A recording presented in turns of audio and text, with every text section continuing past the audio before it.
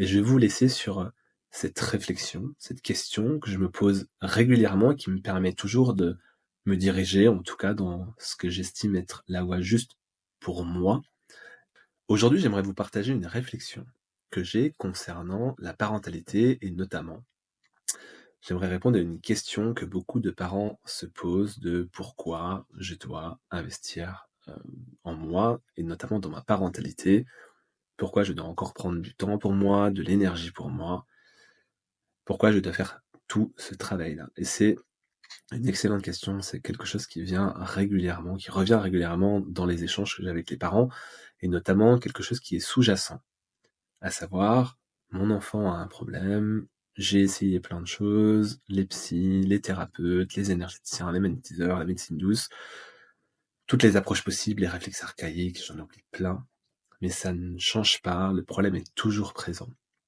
Et beaucoup de parents, justement, comprennent que, concrètement, quand on a tout essayé sur l'enfant, dans la relation, il y a 2 personnes, il y a le parent et l'enfant.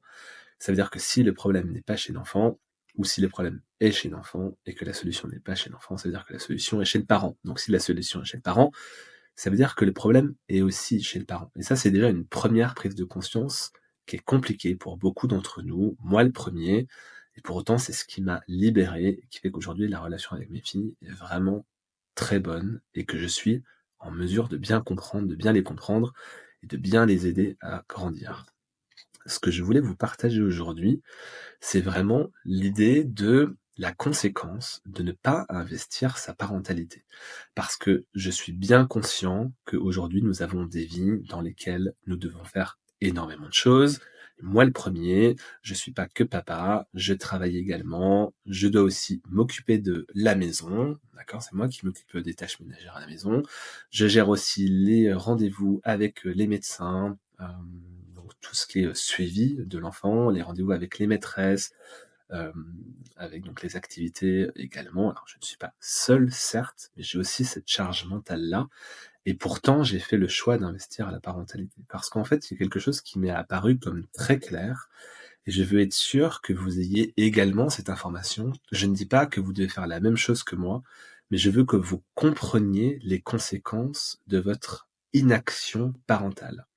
En fait, étant donné que moi je considère qu'à un moment donné, quand l'enfant va pas bien, on peut l'aider, mais si ça marche toujours pas, c'est la responsabilité du parent. Ça veut dire que parce que vous allez changer, l'enfant change. Et si aujourd'hui les parents que j'accompagne ont d'aussi bons résultats, c'est pas parce que je fais un truc incroyable, c'est qu'en fait je leur fais prendre conscience qu'elles ont, ces personnes, une grande responsabilité dans l'éducation de leur enfant et surtout, qui dit grande responsabilité, dit grand pouvoir. Et quand vous retrouvez votre pouvoir parental et que vous êtes libre de tout de votre passé, de votre héritage familial, sur tout ce qui est inconscient, dont tous les traumas, toutes les peurs que portaient vos parents et qu'ils vous ont transmis, toutes les blessures, tout ce qu'ils ont essayé de donner. Je parlais notamment avec une maman récemment qui me disait que sa mère lui avait tout donné. Je lui ai dit: «Mais ça, c'est un sacrifice. L'idée, ce n'est pas de tout donner à ses enfants, c'est pas non plus de faire comme ce qu'elle me décrivait de son conjoint, c'est-à-dire un conjoint qui a grandi dans un environnement très difficile. Clairement, c'était marche ou crève et lui s'en est sorti par le haut, c'est un survivant et sauf qu'en fait, l'enfant là-dedans, il est partagé entre une maman qui donne tout et un papa qui donne rien et c'est pas une bonne ou une mauvaise chose, c'est que cette maman-là est plutôt dans une approche où elle essaie de faire les choses différemment, de manière bienveillante, positive, et lui comprend qu'en fait, c'est plus facile de compter que sur soi, d'être hyper indépendant, parce qu'en fait, c'est comme ça qu'il a réussi. Elle a réussi en refaisant la même chose qu'a fait sa mère, donc le sacrifice. Elle a accepté le sacrifice de sa mère et elle refait la même chose avec son enfant. Et ce papa, lui, apprend en parallèle à son enfant à être hyper indépendant. Ce n'est pas mauvais en soi, c'est simplement que quand on n'a pas fait la paix avec son passé, son héritage familial, et simplement se dire voilà ce que j'accepte et que j'apprécie que mes parents m'ont transmis, et également voilà ce que je n'ai pas aimé, ça veut pas dire qu'on les rend coupables, mais on est responsable de l'éducation qu'on a reçue d'accord? On n'est pas responsable de l'éducation qu'on a reçue, justement, on est responsable de ce qu'on en fait. Et c'est aussi de se dire: «Voilà ce qui m'a manqué en tant qu'enfant». Mais ça vous concerne, ça n'a rien à voir avec eux. Sauf que si vous n'avez pas fait la paix avec ce qui vous a manqué, ce qui vous a blessé, ce que vous avez subi, vous allez le reproduire. Et comprenez bien que aujourd'hui, et c'est vraiment ma plus grande conviction, c'est ce que je veux vous partager aujourd'hui, c'est que les conséquences de ne pas gérer ces traumas, ces blessures, ces peurs que vous portez en vous malgré vous, même si vous fermez les yeux, vous me dites non, ça n'existe pas, non, c'est chez l'enfant, chez l'enfant. En fait, voilà les conséquences. Aujourd'hui, on constate qu'il y a de plus en plus d'adultes qui vont chez le psychologue, chez le psychiatre, parce qu'ils se sentent mal dans leur peau, ils n'arrivent pas à trouver leur conjoint. Quand ils trouvent des conjoints, ils tombent sur des gens extrêmement chelous, des pervers narcissiques, des gens qui vont les blesser, des gens qui sont dépendants affectueusement, amoureusement. Ça crée des relations qui sont ambiguës, qui sont pas nettes. Des adultes qu'on a aujourd'hui, donc qui subissent finalement l'éducation qu'ils ont reçue sans en être propriétaires. C'est-à-dire qu'ils n'ont pas réussi à faire le point sur leur éducation. Bah, ce sont ces adultes qui vont se sacrifier au travail parce qu'ils pensent que c'est juste de se sacrifier au travail, sans prendre conscience qu'ils reproduisent exactement ce que ont fait leurs propres parents. Et souvent, le paradoxe dans tout cela, c'est que ce sont des parents qui jurent de ne jamais reproduire la même chose avec leur enfant. Mais si vous ne prenez pas conscience de ce qui agit contre vous, bah, vous ne pouvez pas vous en détacher. Si vous êtes inconscient de cela, vous ne pouvez pas agir. C'est comme si vous compreniez qu'il y avait des fils qui vous manipulaient. Et ces fils, si vous ne les voyez pas, vous pensez que vous avez le libre arbitre, que vous êtes libre. Et en fait, non, ce n'est pas le cas. Aujourd'hui, comprenez qu'il y a beaucoup de personnes qui passent des années en thérapie sans jamais trouver des solutions, tout simplement parce que dans leur enfance, ils n'ont pas été suffisamment accompagnés, ou ils n'ont pas su finalement dépasser leurs conditions, dépasser leurs difficultés. Et aujourd'hui, on retrouve aussi ces adultes dans le monde du travail, donc des personnes qui ne sont pas du tout à leur place. Je pense que vous devez en connaître, peut-être vous, je ne le souhaite pas, mais si c'est le cas, acceptez-le, qu'en fait vous n'avez rien à faire là, que ce métier c'est pas du tout le vôtre, qu'en fait vous êtes là juste pour la rémunération, que vous êtes là parce que c'est un job alimentaire. Ça, ce n'est pas normal. En fait, ce qui devrait être normal, c'est faire des choses qui vous plaisent, des choses dans lesquelles vous êtes bon, et ça c'est ma conviction profonde, c'est qu'on est tous nés avec des capacités, on est tous différents, on a tous un talent unique, on a tous une zone de génie, et quelle que soit la personne sur Terre, on a tous ça. Et je pense que notre rôle dans la vie, c'est de trouver ça et de faire en sorte qu'on puisse notamment derrière euh, à se révéler. Simplement être bon, c'est le fameux ikigai japonais, de dire qu'on va être rémunéré pour ce qu'on fait, on est rémunéré aussi pour ce qui nous passionne, ce qu'on aime, qui aide les autres et qui aide le monde. Et quand on est au centre de ça, on est vraiment dans un élément où tout va bien.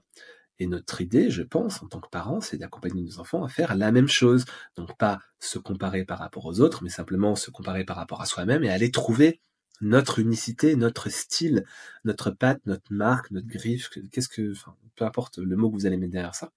Mais pour ça, il faut comprendre que nous-mêmes, on n'a malheureusement pas été élevés afin d'être libres. Aujourd'hui, on supporte les conditionnements, les schémas, et ce qui est très difficile, et souvent ce qui est perçu comme injuste, et je vous comprends, c'est l'idée qu'en fait c'est encore à nous de réparer en fait la merde des générations précédentes, excusez-moi pour le mot, mais c'est ça en fait. C'est aujourd'hui, il y a de plus en plus de personnes qui se rendent compte qu'en fait ce qu'ils ont vécu c'était pas normal, et que maintenant ils portent ça en eux, mais maintenant vous avez un choix. Ce choix, c'est soit d'agir, de se dire ok, j'ai pas eu de chance, j'ai été victime de ça, ok. Je ne suis pas, je n'ai pas choisi mon enfance, ni ce que j'ai vécu, mais je suis responsable de ce que j'en ai aujourd'hui. Et simplement, si vous acceptez ça, vous vous redonnez le pouvoir. Sinon, vous tombez dans le rôle de la victime. Et qu'est-ce que vous allez faire? Vous allez jouer le rôle du bourreau. Donc, c'est-à-dire que vous allez reporter tout ça sur vos enfants. Donc, quand ils vont crier, vous allez crier plus fort. Quand ils vont taper, vous allez taper plus fort. Quand ils vont vous dire des mots qui fait que vous vous sentiez non respecté, humilié, ben, vous allez les brimer, les punir, fouiller, menacer. tout ça, c'est des schémas que vous reproduisez, mais qui vous appartiennent même pas. C'est des schémas que vos familles, de vos générations présentes ont eus et elles-mêmes ont brisé d'autres schémas. Et votre schéma, aujourd'hui, c'est celui qui va vous empêcher d'être le parent que vous voulez réellement être. Et c'est important, en fait, de prendre en compte cette responsabilité-là, parce que sinon, vous acceptez, en fait, de laisser faire vos parties inconscientes, vos parties douloureuses, celles que vous ne regardez pas en face, c'est celles qui vont s'exprimer. Il faut bien comprendre quelque chose, c'est que les enfants n'écoutent pas ce que vous dites. Ils reproduisent ce que vous incarnez. Ils reproduisent le modèle que vous voulez être. Et je vais vous laisser sur cette réflexion, cette question que je me pose régulièrement et qui me permet toujours de me diriger, en tout cas dans ce que j'estime être la voie juste pour moi.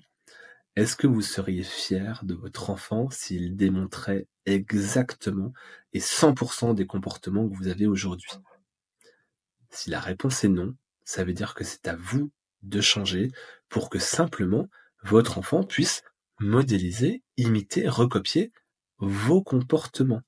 Et je veux aussi vous partager autre chose, quelque chose que j'ai dit à la maman que j'ai eue ce matin en, en appel, en coaching stratégique. Je lui ai expliqué qu'en fait, on voit souvent l'enfant comme un problème. Ce n'est pas un problème. L'enfant, il demande qu'à changer. Il est là pour vous montrer vos failles, pour vous montrer tout ce qui n'est pas guéri en vous. Et en fait, il va le faire maladroitement en appuyant dessus. C'est comme si simplement il appuyait sur une plaie ouverte. Et oui, ça fait mal. Donc oui, il n'a pas à appuyer dessus, mais s'il le fait, c'est pour vous montrer ce que vous ne pouvez pas voir. Et si vous acceptez de voir la douleur en vous, en fait, en la soignant, vous la soignez en lui. Et c'est pour ça qu'en fait, aller voir un psychologue, aller voir des thérapeutes pour votre enfant, ça sert à rien.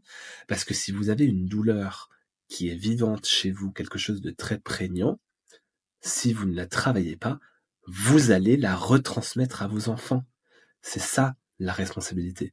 Et qu'on soit clair, c'est dur, ça demande de l'énergie, ça demande du temps, ça demande un investissement. C'est pour ça que moi je travaille avec très peu de parents, parce que si toutes les planètes sont alignées, ce travail-là, on va le faire en express, en condensé. Moi, ça fait plus de 7 ans que j'ai commencé ce travail-là, et c'est seulement depuis quelques mois que je considère que ce travail-là est terminé. Et maintenant, ce que je fais, c'est que je vous offre une version condensée. Donc, pensez bien, notamment, à toute la souffrance que vous allez possiblement générer malgré vous. Et c'est tout le paradoxe. Parce que vous aimez vos enfants, mais en fait, la première personne qui va les faire souffrir, c'est vous. Mais c'est même pas vous dans votre entièreté, c'est vous dans les parties que vous n'avez pas réparées. Et comprenez aussi que le temps pour agir, il est limité pour vos enfants, parce que vous allez connaître vos enfants en tant qu'enfants seulement environ 10% de leur vie. Le reste du temps, ce seront des adultes. Mais la relation, elle se corrige pas à l'âge adulte. C'est pas possible.